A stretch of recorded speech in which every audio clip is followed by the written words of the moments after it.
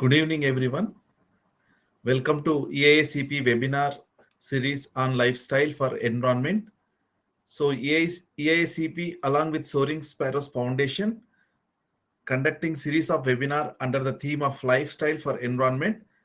So, lifestyle for environment is a unique initiative of Prime Minister Narendra Modi ji. So, under this initiative, we are conducting series of webinars.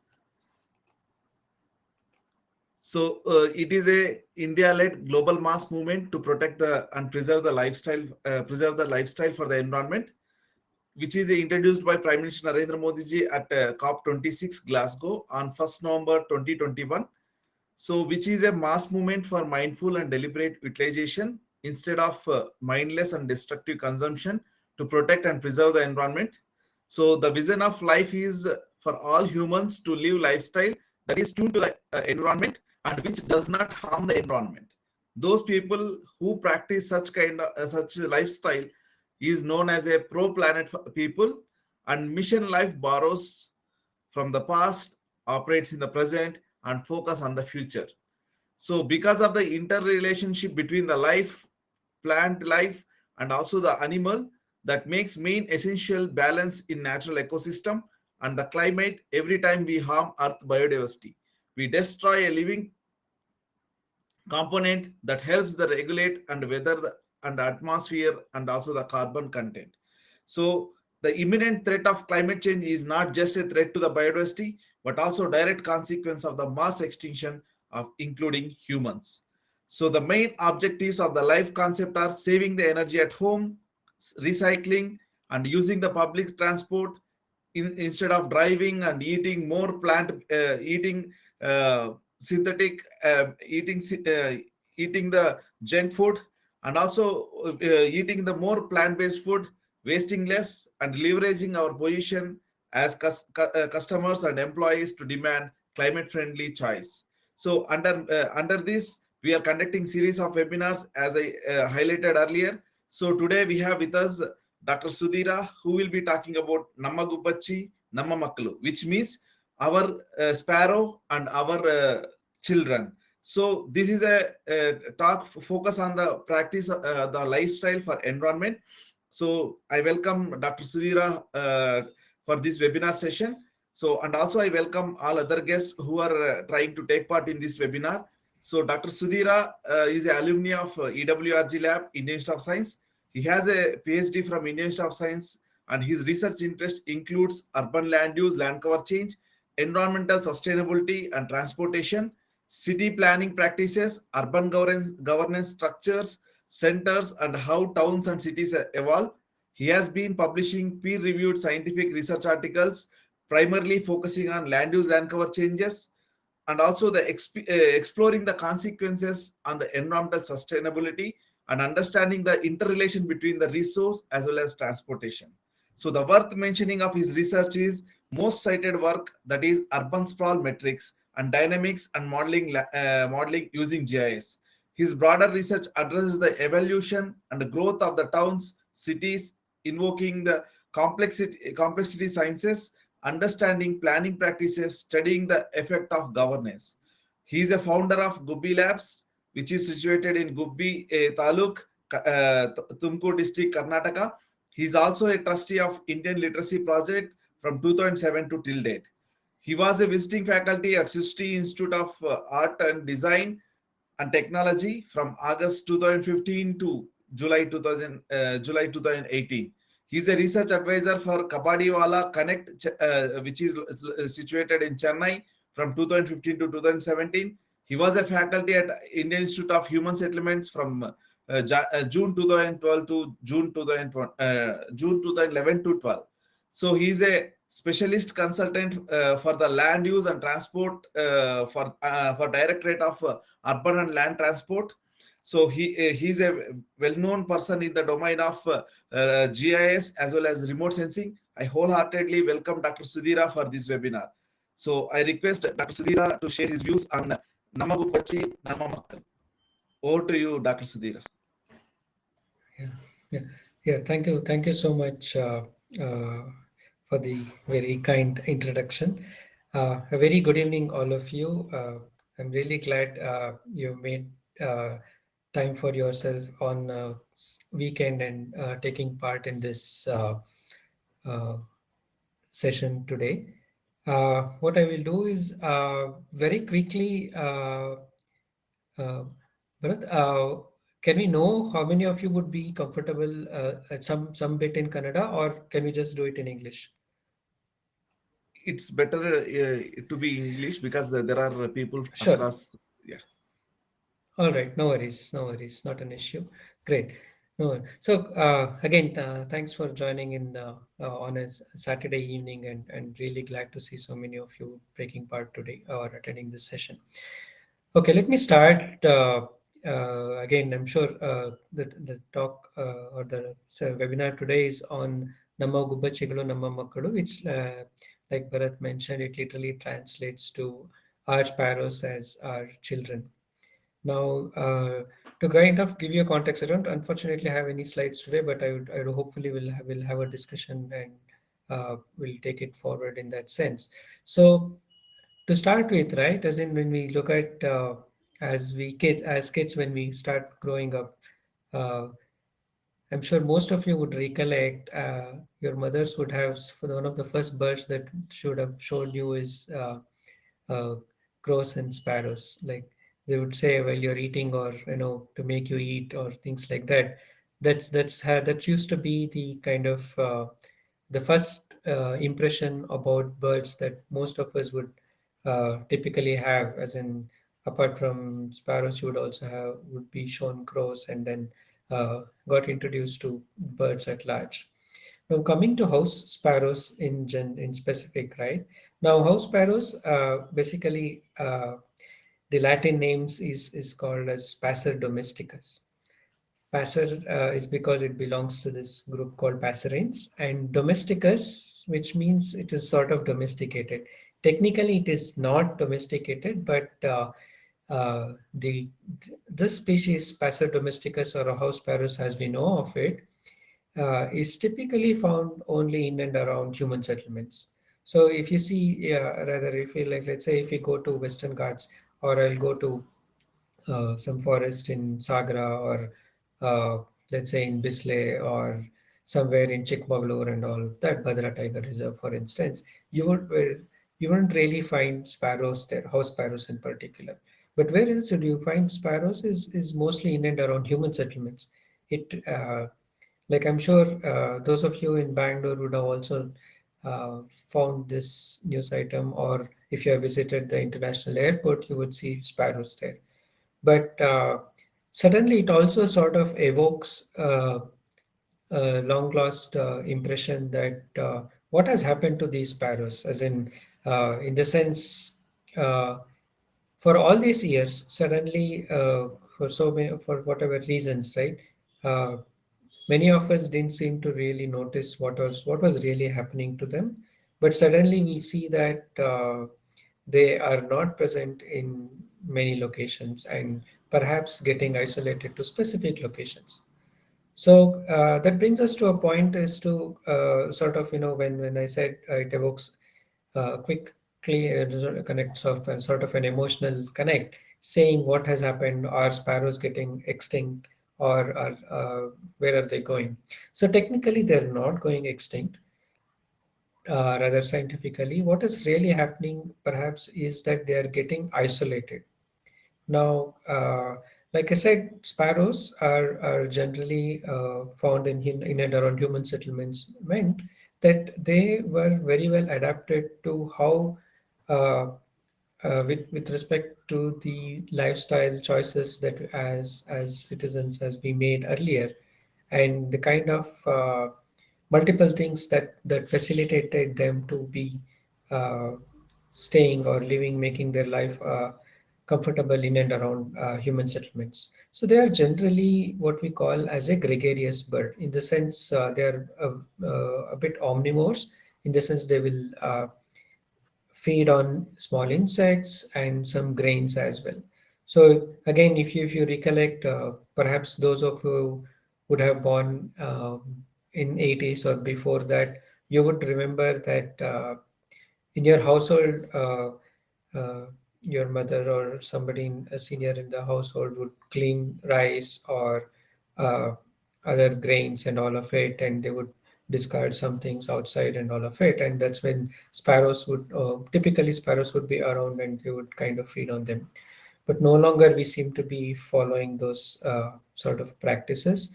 In the sense, that's one of the, perhaps one of the reasons where we seem to have uh, restricted their access to food.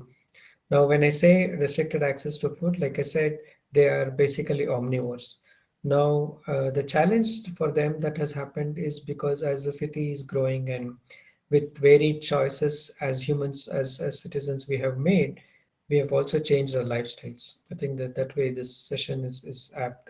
We can talk about the lifestyle implications that has also implicated the sparrows there. So the choices that we have made, like from our construction, housing construction also, no longer you have any crevices left in the houses, in the roofs.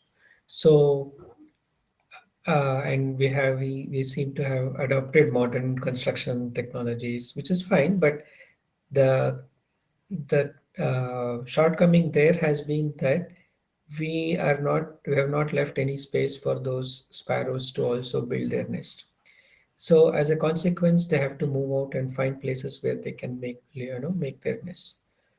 Two, like I mentioned, we no longer sort of clean food grains or rice or any such thing in our household, and we are limiting their access to food. And unfortunately, all that we are doing is throwing away. We're getting packed rice or packed dal and everything, and then perhaps throwing away the plastic in that sense, as in creating more garbage than meaningful food, or at least that would be consumed by these other sparrows and other creatures as well.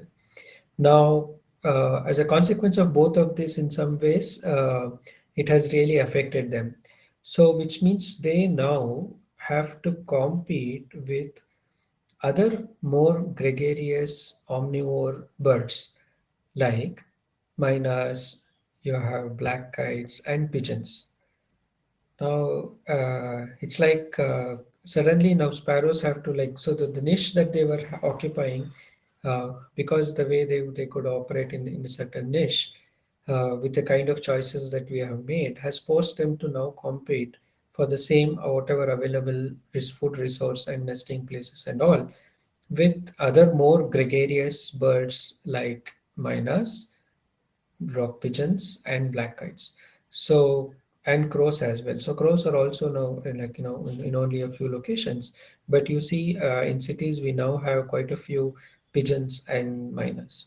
Now they are much more gregarious and more omnivore in the sense, or pretty much omnivore in that sense, or granivore as well.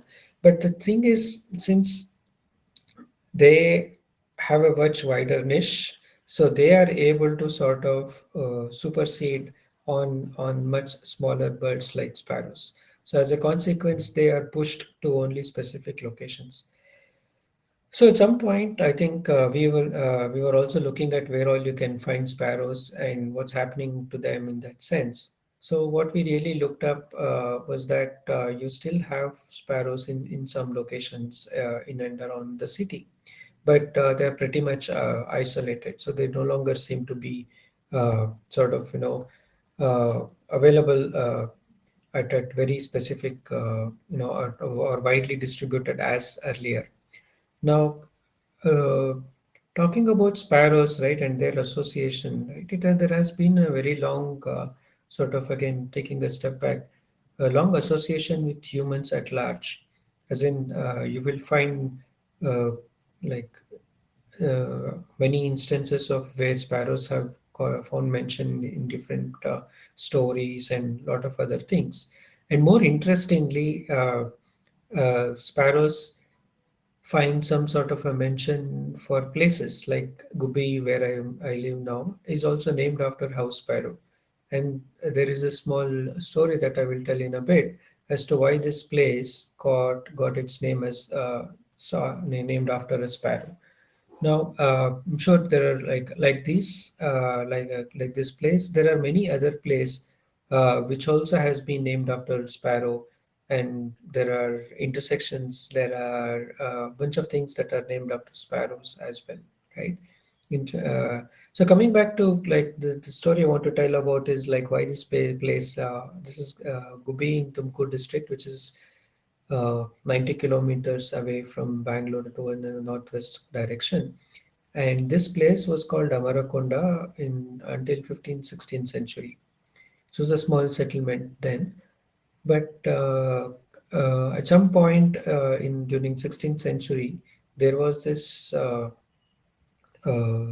sort of a sage who was reading some scriptures, one of the Hindu scriptures, and every day there were two sparrows that were listening to it, and this was every evening they would come listen to his thing, and they would go, and when he completed that entire thing, and at the end of it, uh, so they kind of parted their life. So in Kannada, it is called as Dehatyaga.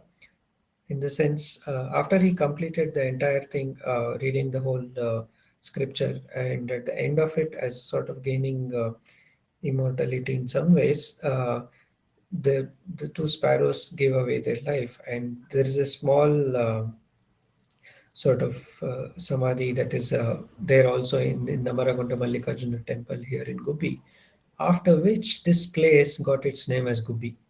So there is a sort of perhaps devotional or spiritual sense to it, in the sense they were so attached to something here, and that's why this place also got its name.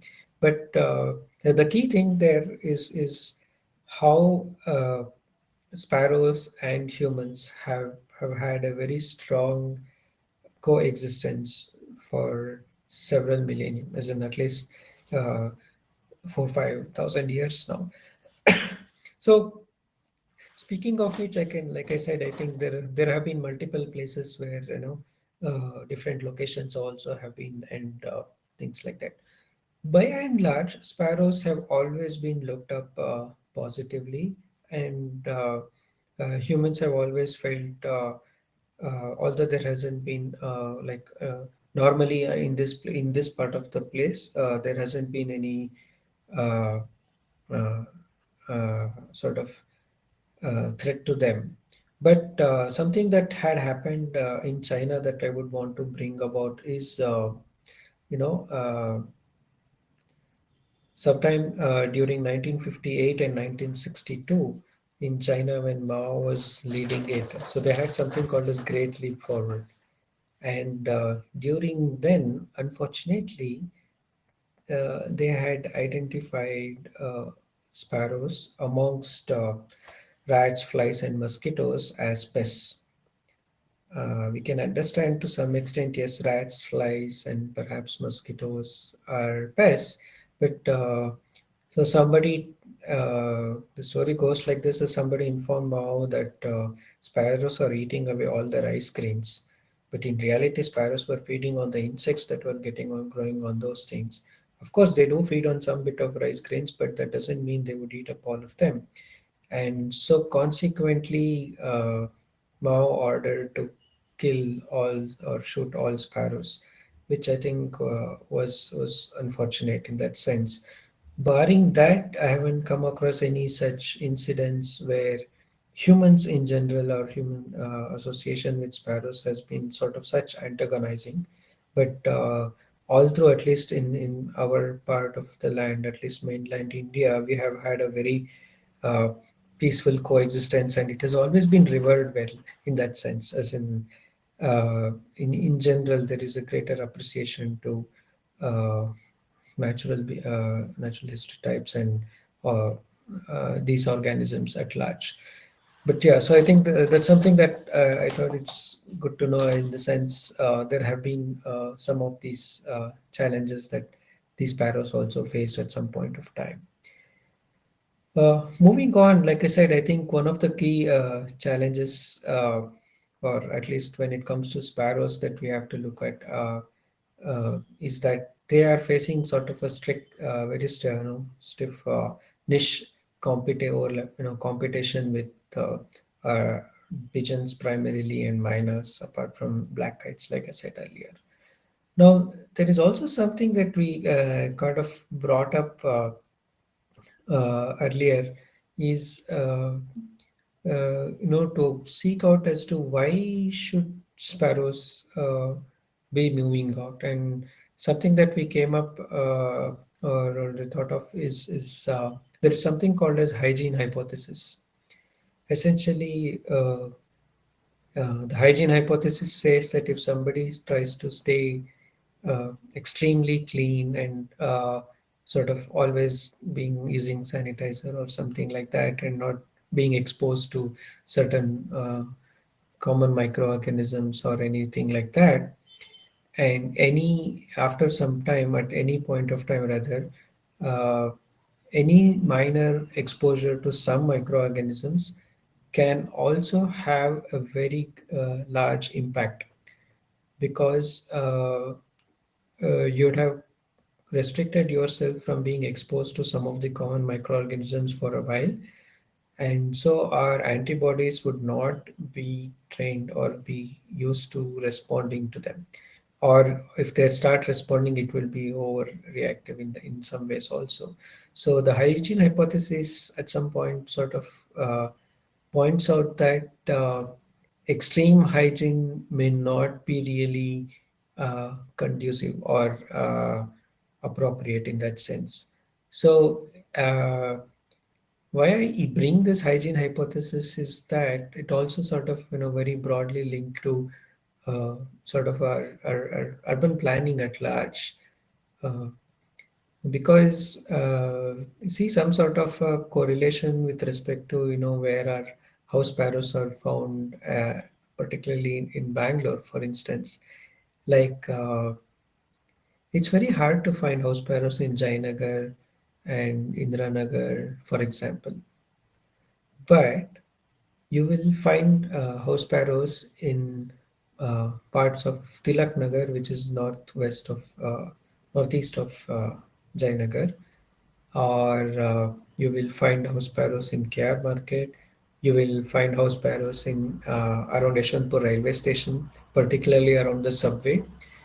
And and if you are walking by through the subway from crossing between the railway station and going towards the national highway there on the other side, you should take the underpass there, walkway, and there are many crevices there, and most of them have house sparrows nests there, which is a wonderful sight to watch there. Or you will find pockets of house sparrows in Sudam Nagara. uh, it's between Lal Bagh and Wilson Garden, more or less. But you will not find house sparrows inside Lal Bagh, or you will not find house sparrows in Jainagar, although they're supposed to be planned layouts in that sense. Uh, but we don't seem to have, or at least from a planning perspective, as in, you could ask from a planning perspective, is having house sparrows the most important thing, or what? But somehow, as let's say, as a byproduct of the initiatives or an outcome of things that you do, it's desirable to have house sparrows around, or primarily because uh, it is it's also a sign of how we are able to accommodate our existence with many other organisms that have been coexisting for several centuries or thousands of years now. Also, that they also have a very particular low roles to play all around. So, that note, I think this hygiene hypothesis also plays out well, in the sense, in the process of cleaning up things or making things cleaner or aesthetically pleasing in stores, things like that, or the choices of lifestyle that we have made, it seems that at some point we may have restricted the wider proliferation or distribution of house sparrows at large. So I think that's some sort of a challenge that we seem to have we need to really look at. So like the other lifestyle thing that we end up doing, and I can relate very well, is the use of mosquito repellents, right? Listen, I'm sure all of us don't like to be bitten to be by mosquitoes, but to counter that, we end up using mosquito repellents, which I'm afraid is also affecting a lot of other insects. And as a consequence, these insects are again are some of the foods sort of sources for sparrows. Now, again, you could invoke hygiene hypothesis also here, that when we are trying to make certain decisions on certain things, there seems to be some sort of an indirect consequence to a bunch of these, and that's something that I guess uh, it's again difficult for us to see, because many of our actions have unintended consequence, and this seems to be one such case as well. So coming back again on looking at the food sources for sparrows, right? On the one hand, our lifestyle choices have given them limited access to food grains or rice and things like that. On the other hand, the kind of choices that we have made on using mosquito repellents and stuff like that has also limited the insects availability for them. Now, as in, so and then still, and the kind of housing structure that we've built predominantly or also has limited them to make nests around. And then we expect house sparrows to be around, which I think is sort of an irony in the sense we have conveniently changed the practices, or at least our lifestyles and sort of mechanisms that were facilitating house sparrows to live and thrive, and yet we have adapted to certain lifestyle, and we seem to be expecting them to adapt and also sort of you know uh, or sort of adapt. I think adapt is a better word there. Adapt so quickly that they can live all around. And while, like I said, I think while those challenges are there, they still also have to compete with other more gregarious birds, like miners, pigeons, and all of them. So it's a very sort of a now where we have the point. What I'm trying to make is that we've come to a point where uh, it's become such a complex thing that while again emotionally, or rather in that sense, we would want house sparrows to be all around. Now there seems to be a multiple challenges as to figure out how do you now look at this, and what is really happening, and or like how do we enhance their populations is a real challenge there. Having said that, I think from a science perspective, right, as in like again when we started, I was telling that sparrows have been isolated to certain pockets. But on the other hand, if you generally speak to people around, some of them also, like I think I mentioned briefly that you would say sparrows are getting extinct or things like that. Now, like I told a little while ago, sparrows are not getting extinct, but they're getting locally isolated. Now, getting like locally isolated is also going to be a challenge, because if the populations don't interbreed and they start breeding within the same population, it's just a matter of time that localized population will become locally extinct, as in they won't survive for a long time. Now that is the same case with the isolated populations of slender lories, for instance, inside the IISc campus. So there are multiple challenges there. Now, what is required then, therefore, would be to see how do you think of having a much wider network or distribution of sparrows where they could interbreed across, and not just have a isolated populations that are breeding within the same set of population, which would in the long run may not be a viable uh, population. That is something that we know of.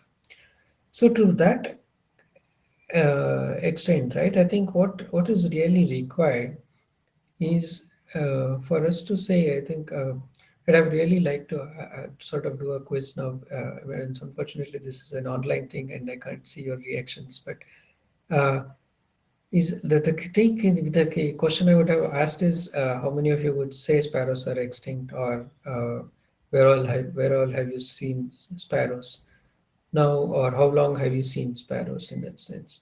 Now, the why is that important? Because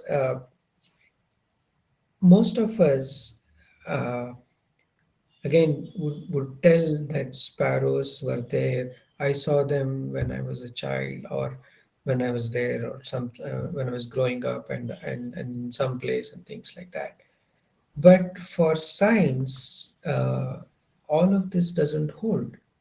What holds is a more systematic uh, monitoring and sampling, as we call it. That I have a very strict sampling or collected data on occurrence or and distribution of house sparrows.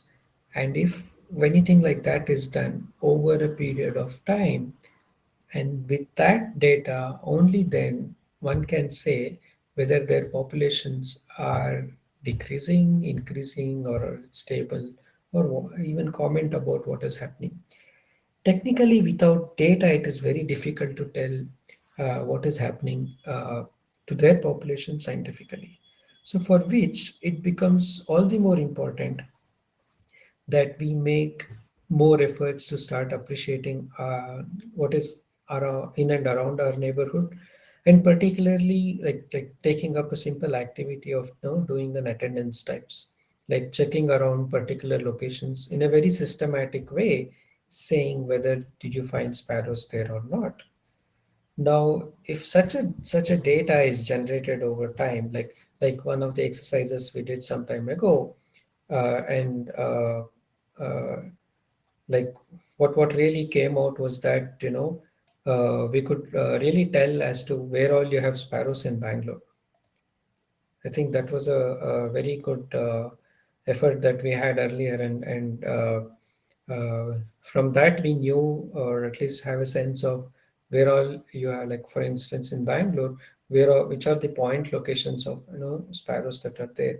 But I think that was also restricted to only a certain window of time, which will also require a more concerted and long-term effort to kind of keep looking at what is happening to them before we can think of what we should be doing. In the sense, uh, we still don't know a lot about what is happening, and perhaps it will need require more systematic assessments.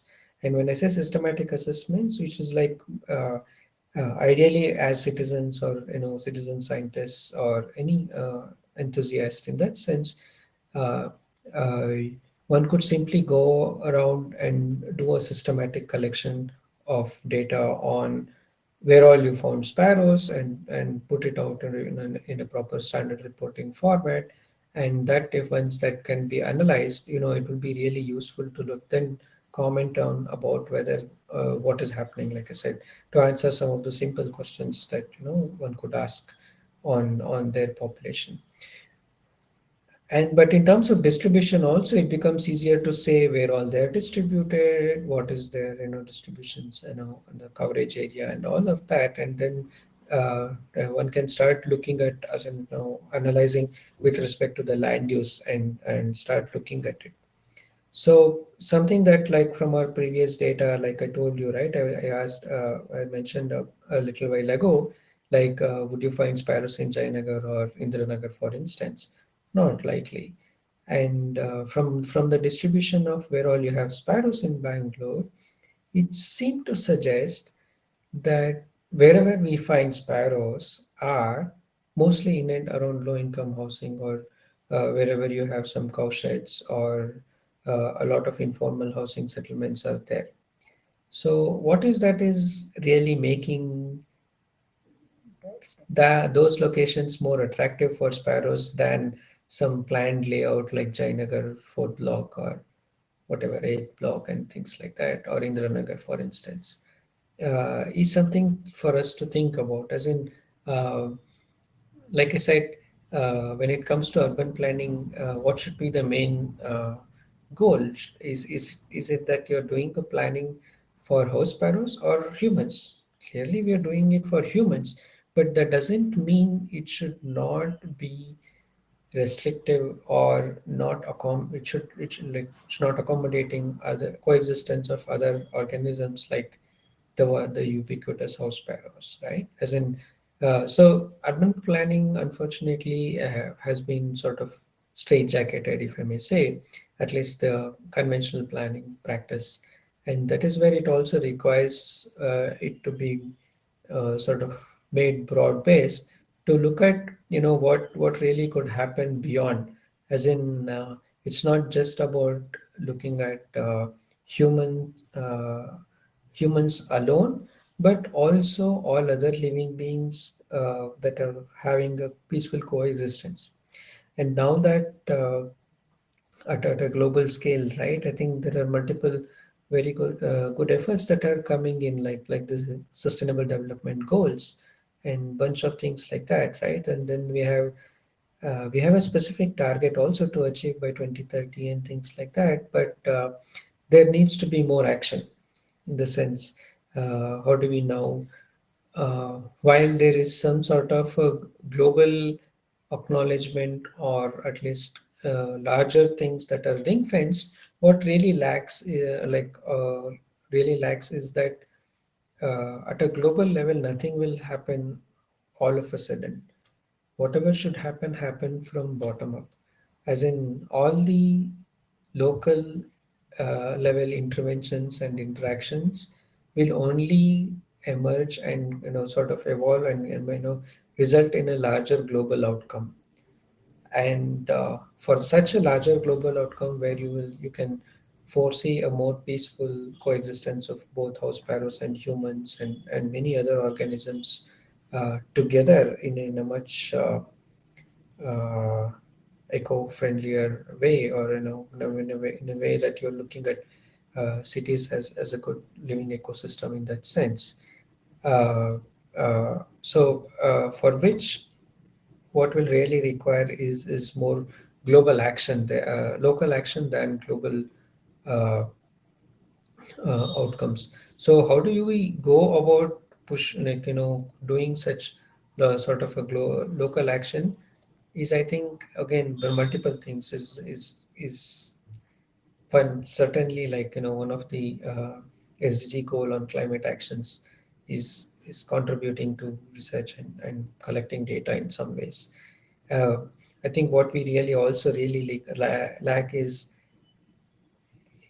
a systematic observation by citizens or in and around their neighborhood on where all you have sparrows.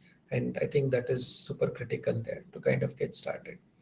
And once we have, and where it is, uh, pouring in data on that and then pulling in from multiple locations and saving through why are they found in only in specific locations, and sort of like thinking through them. I'm sure we will find answers to that from that, uh, in the sense, and then hopefully that should help or contribute to the larger planning practices to look at how one could go about uh, planning better settlements where we can have peaceful coexistence and things like that. Yeah, I think I'll stop it here briefly. If there are any questions, I'll be happy to take, or we can respond to anything, any thoughts you have on this. Sure, Dr. Suridhira. I will request the participants to kindly share your questions as well as queries so that it will be get clarified by Dr. Sudhira. So, is there any questions? Good evening, sir. Nice presentation. Thank you.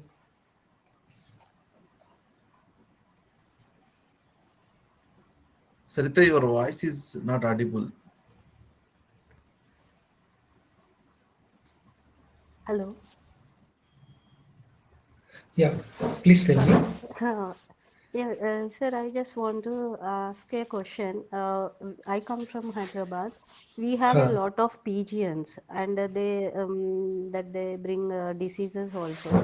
They Yes. so here usually like Muslims have the habit of like pets. They rear many of pigeons, and Uh, now it has spread a lot here in Hyderabad. And how what is the like ecological balance that we can do to yeah. bring So it down their population, or about their diseases they are bringing, like how what we can do for that?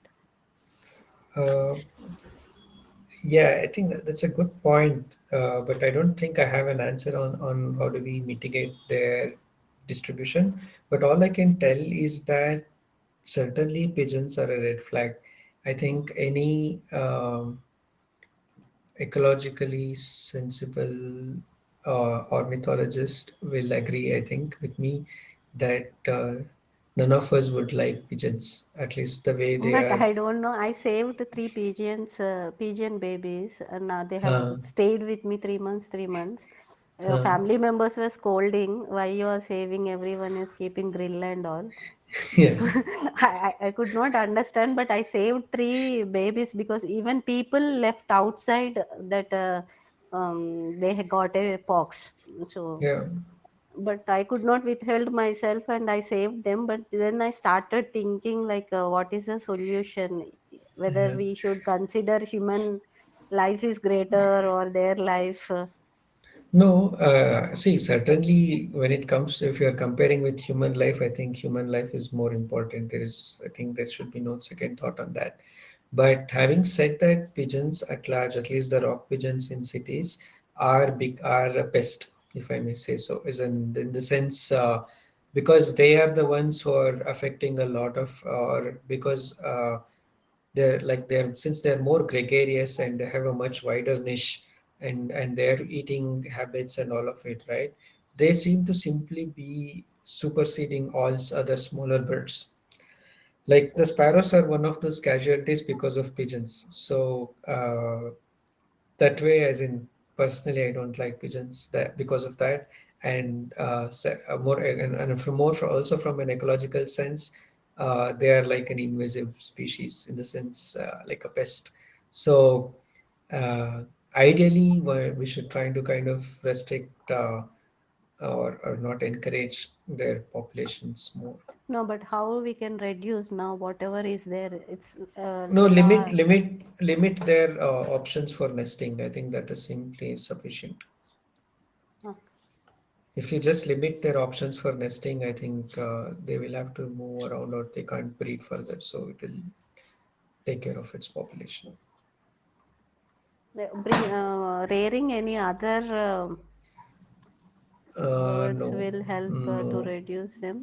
We no, cannot bring in city ecological balance like that. no, no. Even I think dogs also, human beings have brought for right. our own sake, Yeah, but now yeah. number became more.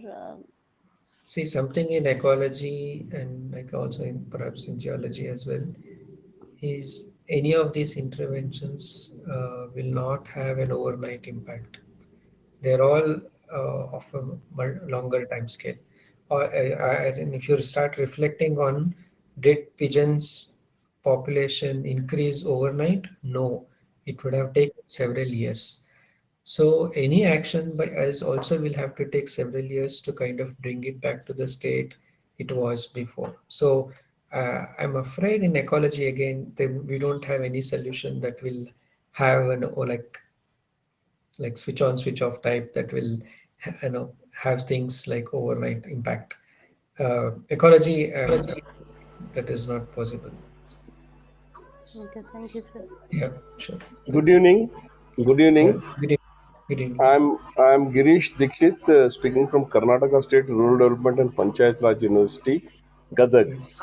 Yeah. Uh, I have a question. It is Yeah. generally believed that this waves emitted by the microwave towers Right. affect the sparrows. Is it true? Yes. Is there any evidence to this? Number No. one. Yeah. Uh, Can I first answer that, and then you may ask the next Yeah, question? yeah, yeah, I'll yeah. quickly Yes, answer yes, that. yes, Yeah, yes, please. so I have looked at literature, as in published research on whether any radio wave, such radio waves have impacted sparrows, and I have found none that say that the radiations from mobile towers or any such radiations are affecting sparrows in particular, to nor any other organisms that we know of directly.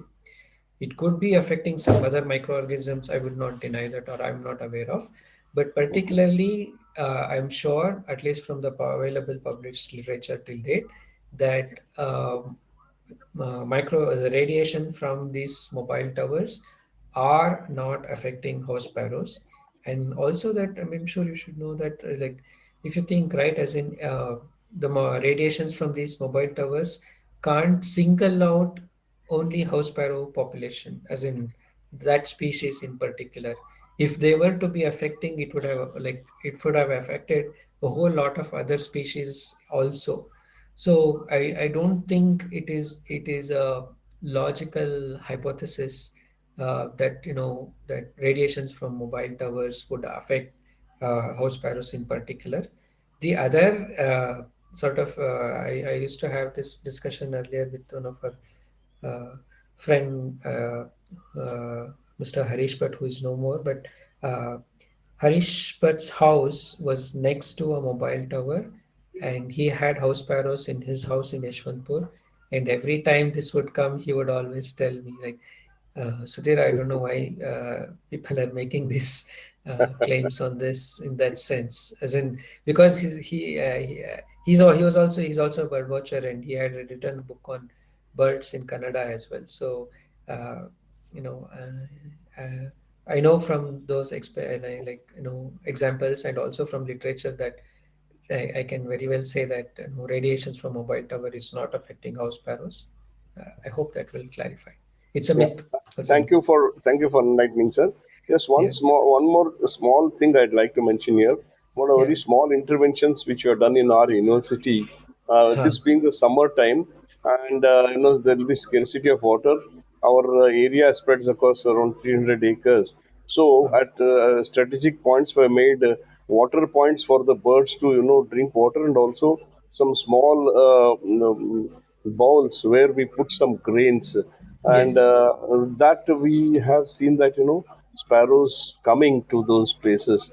Yeah. Sparrows, Very of course, other nice. birds also, but mainly Yeah. sparrows we have observed that they're Yeah. coming to Yeah. to feed on the grains, especially Yes. jawar and such ragi and such Yes. things. In a small Yes. way, we are attempting to, Very nice. Very nice, rehabilitate the sir. sparrows. Great. Thank you, sir. As in, I think that's very nice of you, and those initiatives are helping them uh, and access food and water. Particularly in summer, it is very much required. And I know in your place it is more dry, and the summer Yes, can yes, be more extreme than South yeah, Karnataka that way. Yeah. yes. Thank you, sir. Thank you. Okay, thank you. There are two questions which I received Yes. from the students. So Yes. one question is, sir, can you highlight the role of environmental friendly buildings or green buildings and their efficiency in sparrows conservation? Uh, So I don't think we have any evidence from research to say that eco-friendly, like, again, what eco-friendly buildings or green buildings uh, would help in sparrows. But in general, what, like I was mentioning earlier, is when we looked at the distribution of house sparrows and the kind of uh, settlements that are found in and around wherever they are there seems to be a relation that they don't seem to like higher and middle income housing, like the ones, like I said, I guess Chinagar is a good example that way. So uh, I also see there is a question. So yeah, like I said, I think there is no hard evidence on that. Perhaps that is something that one could do research on. But I also see in other smaller places, right, as the towns and cities are evolving, and you see that sparrows are also found in other smaller places, like you have in Gupi or in Tumkur or some other cities as well. So many other cities actually. So I guess we will have to need to know more about it, and then like do a more proper study to arrive at a more conclusive statement on that. Just going through the question in the chat by Prashant. No, it is more than question. It is a comment actually. He wanted. Yeah.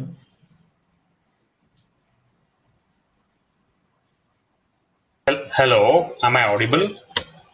Yes, yes. Hello, Sudhira, Prashant here. Hi, Hello, Prashant. hi. No, Hi. I was just taking out the Jayanagar and the Tilaknagar example. I mean, I just kind of Yes. logged in a bit late, Right. but anyway, I mean, you people can just read through. I Yes, I yes. just my thoughts were yeah. I mean, just a wee bit off. I felt maybe after the 90s, after the mid 90s, the subsequent interventions were such that the paved areas really disappeared. As in, Hmm. there was so much of what I would say. I mean, the open trails and footpaths that were earlier covered with a lot of grass, there were hedges and things like that, Yes, yes. which really vanished. It's Hmm. something I've seen. I mean, the sparrows that you talk about in Tilaknagar, or for that matter, Yeah, yeah, around Jayanagar. Yeah, yeah. I suppose a larger effect of gentrification. So that was just a Yes. comment. I mean, True. nothing much. Yeah, yeah. Yeah, I mean, I probably had a Sure. bit of first-hand experience there. Huh? Sorry Yes, to interrupt. Yeah. yes. Yeah, yeah, no worries. Thank you. Yeah. Yeah. Last one question, sir. Can you highlight what is the role of an individual in ensuring a lifestyle which can support the sparrows to be prosper? Yeah. So my thing for that is, I think one we should strongly do an active monitoring of where all it is there.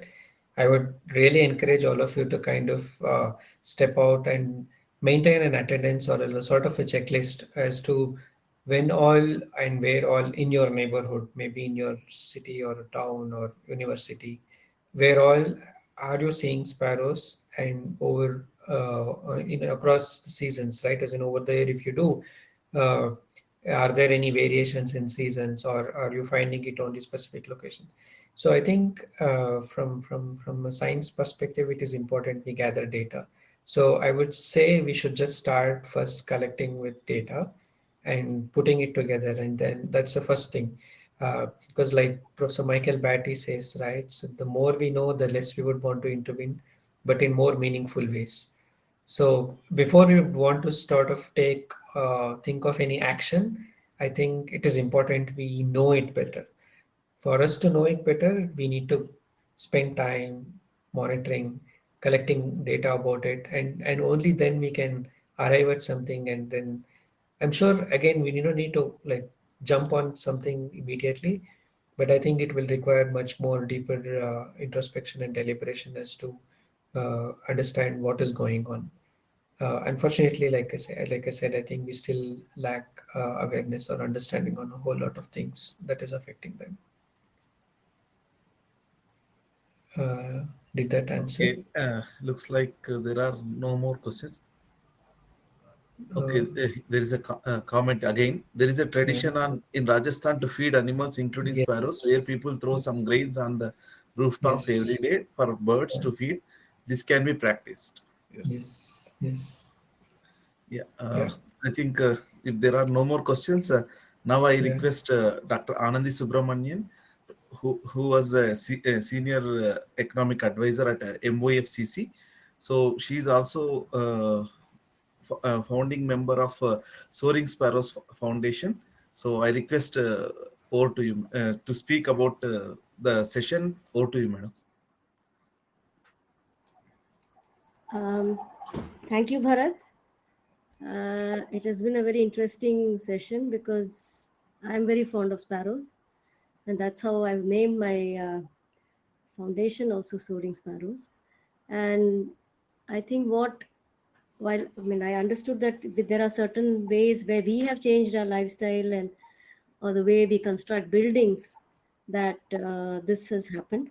But I'm very curious that when I went abroad, for instance, I found sparrows there, and there the houses, there are no crevices, or they kind of stick. There's no space to build anything, and they certainly do not wash their rice and things and throw it out. So how is it that the sparrows are thriving there and not here? That was my first question, and maybe you could answer that, and then I'll get back to the Yeah. question. So I think that's where I think we'll have to invoke what Prashant brought in. As in, I think it will also be a function of how much of wilderness is available in the neighborhood. As in, if there is sufficient wilderness in and around the neighborhood, then that will also sufficiently support them. In the sense, it doesn't need to necessarily depend on our houses to make crevices in our houses to make nests and all of that. If there is in the neighborhood, if in the wilderness itself there is sufficient space available, fair enough, as in it can still survive there. And I'm sure also, since they also guess omnivores, so there should also be a thriving insect population that they should be feeding on. So it's a function of that as well, as in not necessarily grains, as in they also feed on grains, but they also feed on insects. So I'm sure it's a function of that. So perhaps again, I don't know of that geography there, but I'm only speculating that we may need to do a quick study and before concluding what is really making them thrive there. But these are Yeah, my quick yeah, I response think, on yeah, you had a point there that there were a lot of insects, and there's certainly more trees around those yeah. houses, Yeah. and compared to us, and that would make sense because in Delhi, where I was living till so many years, I did find a lot of sparrows initially, and then they just dropped, and there was nothing changed otherwise. But I think the trees kind of got chopped off. So I think that really affected. And I used to think it was because even we were discussing these mobile towers that they were because of them. But since you said Yeah. it's not there, then it's obviously the lack of trees that has kind of had Yeah. that effect on them. So I'm really happy for this. That at least I think we should, the lifestyle changes which we should need to bring about is also kind of having a lot of trees around us, and so that even if our Yes. houses are concrete, at least we have other things where they can kind of build their nests. Yeah. So I'm that's yeah, so thank Yeah. you for that. I think Sure. it was really enlightening thing that how do we care for something such a small bird like a sparrow, and how our lifestyles really impact without our Yeah. knowledge. I mean, Yes. we are not trying to single them out, but without unconsciously we are kind of harming their very habitat. So I think they're really grateful for that. Thank you, and Yeah. we hope we are able to change our lifestyles to suit the sparrows Yes. also. Thank Great. you. All right. Thank Thank you. you so much. Thank you. Thank you so much, madam. Now I request Dr. TV Ramachandra sir to share his views on the presentation. Yeah, Sudhira, thanks for an interesting talk as Thank usual. you, sir. So, one of the interesting thing what I noticed is there is a strong correlation between heat island and the pigeons' presence. Oh. You know Hmm. that essentially, as you rightly also pointed Yeah. out, with the urbanization, you see more and more increase in the land surface temperature, and you will see that the pigeons reside there. Hmm. Whereas where the cooler environment are there, like you mentioned about Harish Bhatt's house and Yeah. the some of the areas, it is Yeah. the greenery that matters.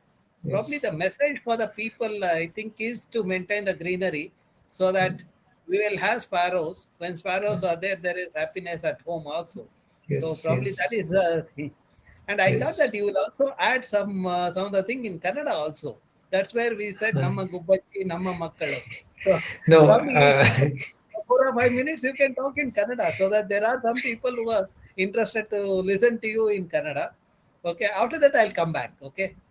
Yeah. Sure. So ಏನಿಲ್ಲ. So ಒಂದು ಗುಬ್ಬಚ್ಚಿಗಳು ಅಂತ ಹೇಳ್ತೀವಿ, ಗುಬ್ಬಿಗಳು ಅಂತಾನು ಹೇಳ್ತೀವಿ. ನಾನು ಆಗ್ಲೇ ಹೇಳ್ದಂಗೆ ಈಗಾಗಲೇ ಸಾಕಷ್ಟೆಲ್ಲ ಇಂಗ್ಲಿಷಲ್ಲೇ ಹೇಳ್ಬಿಟ್ಟಿದ್ದೀನಿ. ಬಟ್ ಏನು ಈಗ ನಮ್ಮೂರು ಗುಬ್ಬಿ ಅಂತ ಇದೆ, ಹಂಗೆ ಇವಾಗ ನಿಮಗೆ ಬೇರೆ ಊರುಗಳು ಎಲ್ಲ ಇದೆ. ಸೊ ಬಟ್ ಗುಬ್ಬಚ್ಚಿಗಳು ನಾನು ಆಗ್ಲೇ ಹೇಳ್ದಂಗೆ ನಮ್ಗೆ ಮೊದಲು ಅದರದ್ದು ಒಂಥರ ಅನುಭವ ಆಗದೆ ನಮ್ಗೆ ಚಿಕ್ಕ ಮಕ್ಕಳಲ್ಲಿ ನಮ್ಗೆ ಈಗ ಊಟ ತಿಂಡಿ ಮಾಡಿಸ್ಬೇಕಾದ್ರೆ ಕಾಗೆ ಗುಬ್ಬಿ ಅಂತ ನಮ್ಗೆ ತೋರ್ಸ್ಕೊಟ್ಟಾಗಿಂದ, ಸೊ ಅವಾಗಿಂದ ನಾವು ನೋಡಿ ನೋಡಿ ಒಂಥರ ಗುಬ್ಬಚ್ಚಿಗಳು ಕಾಗೆಗಳು ಅಂದ್ರೆ ನಮ್ಮ ಮನೆ ಅಕ್ಕಪಕ್ಕದಲ್ಲೇ ಇರುವಂತಹ ಪಕ್ಷಿಗಳು ಅಂತ. ಸೊ ಇವಾಗ ಅದು ಒಂಥರ ಕೆಲವೇ ಪ್ರದೇಶಗಳಿಗೆ ಸೀಮಿತ ಆಗ್ತಾ ಇದೆ, ಎಲ್ಲ ಕಡೆನೂ ಕಾಣಿಸ್ಕೊಂತ ಇಲ್ಲ. ಸೊ ಆ ನಿಟ್ಟಿನಲ್ಲಿ ಒಂದಿಷ್ಟು ಏನು ಸರಿಯಾಗಿ ನಾವು ನೋಡ್ಬೇಕು ಅಂದ್ರೆ ಕರೆಕ್ಟ್ ಆಗಿ ನಾವು ಈಗ ಅದು ಎಲ್ಲೆಲ್ಲಿ ಇದೆ ಅನ್ನೋದನ್ನ ಸರಿಯಾಗಿ ನಾವು ಮಾನಿಟರ್ ಮಾಡಬೇಕಾಗಿದೆ. I think I'll stop it here, sir. I think I've conveyed everything that I had to say in English. In fact, we all grew up playing with sparrows. Yes, At yes. that time, sparrows were there, but next generation Yes. do not have that opportunity. Yeah. Yes. Okay. And another thing I also wanted to tell you that, this is a program Lifestyle for Environment by the Government of India. Right. The Soaring Foundation is also actively developing the metrics for the Lifestyle for Environment. And also as a part of that, the Soaring Foundation and IISC is organizing various programs, which includes the essay writing, painting competition, and such activities among the children and among all sections of the society. Since you are actively involved in literacy initiatives earlier and now, so can you think of joining hands with the Soaring Foundation, and so that can come up with something very interesting? And I'm sure the Madam Anandi will get back to you soon about that. And I'm sure that she will also add few words about this, about our initiative. See, our agenda is to tell the government what should be the kind of a program the government should promote so that people opt for the lifestyle for environment. For example, one of the example people keep telling is when you book the air ticket, if if there is an incentive to travel by the metros, if the hotel automatically includes that as an incentive, then probably people will opt for the traveling by metros than going by the cars. Similarly, the LED bulbs at home or the water, the conservation at home. Probably those are the things we have thought about it. Probably you can also come up with some of those things. So maybe I think I request Madam Anandi Subramanian to add the things to this Lifestyle for Environment program, so that Sudhira will get more ideas about that. Yeah, absolutely. I think we can definitely, because Lifestyle for Environment covers everything, the way we live. So this is something that it's part of, and this becomes important because it is generally not given the due weightage. When you see the different lifestyles, when we study it, and it's generally, what do you eat, how you travel, how you construct your house, of course, whether it's sustainable and all that, but the impact it has on the birds and even insects, whatever we are talking of, even the biodiversity and all that, that is kind of given a second thing, but it is important that we bring it out as part of our the note the paper which is being prepared for the unit and MOEF. So I think definitely you can come up with suggestions, because you've had so much of experience in this field, as to how we can incorporate this. Maybe we are kind of building a questionnaire also on how we're trying to find out what are the lifestyle styles prevailing right now. So there probably we can include these kind of things of about birds and the impact that their lifestyle has on birds. But certainly most welcome to give us some lead ideas and pointers as to how we can take this thing forward. So very briefly, I can quickly tell on something that can be done is See, part of our non-profit India Literacy Project, we have been working with government schools now across 8 states. And what we started out at could be called as multidimensional learning space, as in which is an after-school initially, and now it's an in-school thing. Now, part of it is, although we have curriculum, we have a science kit, you have all of that, and what has really worked well for us is we have been able to impart training to teachers. So the entire program today, like the first few years, it was our team of motivators who were running around and driving it. But in the last couple of years, it has been that our team is only training teachers. Like now, as we speak, we have at least 4 or 5 member team stationed at the like in the Tumkur district's DIET, is in District Institute of Education and Training, which is part of the education department, where it is a formal place where teachers get trained in at a district level. So similarly, what we have been doing is we are working in like all 7 Kalyan Karnataka districts and several other districts in the state, like including Haveri, Chitradurga, Tumkur, Nanjangud, Dakshin Kannada. Like this is within Karnataka. We have also been working in Telangana, Tamil Nadu, Andhra Pradesh, Jharkhand, Chhattisgarh, and Bihar. So there are different set of programs that are going on. And one thing that seems to work very well is working with government schools and working with the teachers. And one of the things, sir, I would also suggest is since IISC Talent Development Center is there in childcare area, and it has been doing regular programs for teachers. So what we could think of is we can think of certain modules that we have been also involved in developing some like on climate change and others, where we are training teachers that they will go take it back to students, because in the long run, right, any program that we do, it will like us, if we are doing, we will have only one or a couple of touch points and for only those students. But if we do it properly, if you plan it out properly, we got a proper module and we are able to take it to the teachers, and that you do it to more number of teachers, that is a scalable and scalable model where you can reach out to all schools and it can be sustainable, because you don't need to visit those schools back again to see whether they're doing year on. If you can embed them part of it, I think that will be a fantastic thing to do. And off late, teachers, as in at least the administration in the education departments, are also been welcoming such initiatives that they would like, because at some point when we go, right, as in I'm sure if we are going, they will have a higher trust factor and we would have done our homeworks well. So whatever content we are delivering is already up to the mark for them. So they will very well take it up, and for them to take it forward becomes easier. As in, I'm sure there will be inputs that they will also give, which will be very valuable. But what our experience says that if we do it like that, that is something that can be scalable and you can sustainable as well. What we have to really look at it in those ways and plan for specific modules that we can do it, like maybe for a start you could we can think of certain pilots and then see how to amplify it and then take it to multiple places in that sense. Okay, thank you so much uh, for sharing your views on sparrows, at the same time enlightening us the role of sparrows in the ecosystem. So I thank on behalf of IISCP and Soaring Sparrows Foundation for accepting our invitation and sharing your knowledge. So your talk has more relevance on the theme of World Sparrows Day, which we celebrated on March 20th. So the theme was I love sparrows. So love your sparrows. So this talk has more relevant and also had highlighted the need of the sparrows in our lifestyle. So with this, I thank again for accepting our invitation. I also thank all the participants who have actively shared their views. And on behalf of IISCP, I thank everyone.